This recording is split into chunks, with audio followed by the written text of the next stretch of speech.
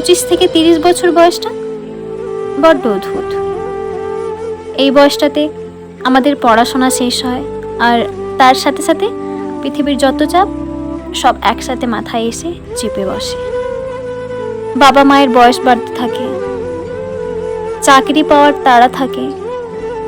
এই সময় প্রিয় মানুষটাও হাত ছেড়ে দেয়, প্রিয় বন্ধুগুলোও হারিয়ে যায়। তখন নিজেকে হারিয়ে ফেলা ছাড়া নতুন করে হারাবার আর কিছু থাকে না।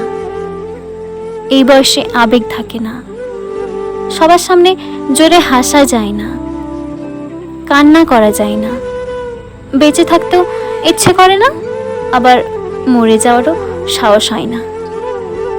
এই বয়সে যে ছেলেটা চাকরি পায় না, তাকে সমাজ ভালোভাবে বাঁচতে দেয় না।